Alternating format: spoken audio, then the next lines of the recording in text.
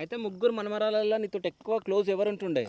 ముగ్గురు అంతే వాళ్ళు మేము ఊరికే పోతుంటే మా ఎప్పుడన్నా ఒకసారి 2 నెలలకు 3 నెలలకు ఆ, నాయనమ్మ అంటుండ్రి అనుకో ఆ. అడుగుతుండ్రి మంచిగా. నాయనమ్మ నువ్వు పక్కగా ఉంటావో చూడు, నాయనమ్మ నువ్వు పక్కగా ఉంటావో, మధ్యాహ్నం పోక చూడు నాయనమ్మ, మూటలు వస్తాయి నాయనమ్మ అనాలి. ఉమ్, తొలకపోతుందమ్మ పక్కగా ఉంటానే పోతాం, బదులు మమ్మల్ని దొరకపోయింది ఇంటికి పోతుంటాం కదా. కరువు చూసినాము, కాలం చూసినాము, 3 ఇండ్లకు ఇష్టం 3 సంవత్సరాలు అవుతుండే. పాడైపోయాయి మాకు వచ్చింటే బాగాలేకునేదే.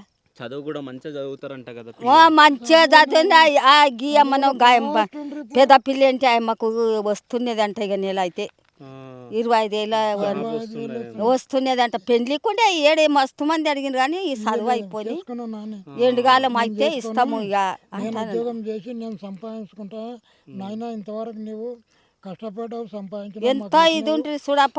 ఎట్లన్నా కాలు వంకాయ అయితే బాగా చేసుకుంటుంటిమి, రెట్టో ఇరిగిపోతే బాగా చేసుకుంటుంటిమి. ఉమ్, ఇంత పాడు చేసి పోయిరు చూడు మాకు. ఇది మా ఇల్లు ఇది మబ్బు పెట్టి పోయిరి.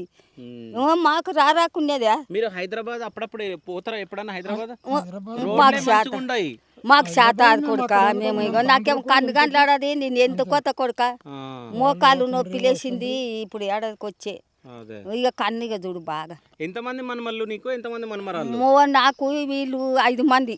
ఈ పిల్లాడు లాస్ట్ 4 ఆడపిల్లలు. ఆ, ఇక ఒక నడిపే ఆయనకు ఒకటే కొడుకు, ఒకటే కొడుకు, చిన్న ఆయనకు 2 కొడుకులు 1 బిడ్డ. ఒక బిడ్డ. ఉమ్. ఇక నా బిడ్డకి ఒక ఇంటికి ఇచ్చినాము. ఇక అది ఆయమ్మకి 2, ఓ పిల్ల ఓ పిల్ల. పిల్లాడు ఓకే.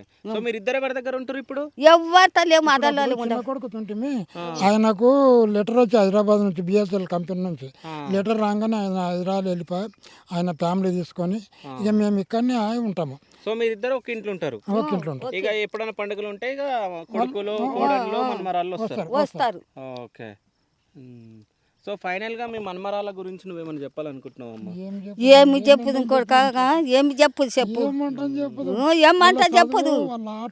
యాది మారో బుద్ధి అయితే లేదు, నిర్దోష లేదు. కంటికి ఈ పొద్దుకి 13 దినాలు ఆసుడు వాళ్ళు పోయి. ఎల్లుండి అయితే 3 సోమాలు అయితే పెళ్ళికి వచ్చిండ్రు నాయనమ్మ భద్రంగా వండి పక్కగా ఉంటామండి బస్ స్టాండ్కు. మీరు ఎట్లా పోతారు నాయన దింపేస్తాడు అంటున్నాను. పక్కగుంటావండి నాయనమ్మ పక్కగుంటావా జతనమ్మ అంటుండ్రి. నేను తీస్తా అంటే ఉరుకులాడుతుండ్రి, తినవేడుతుండ్రి.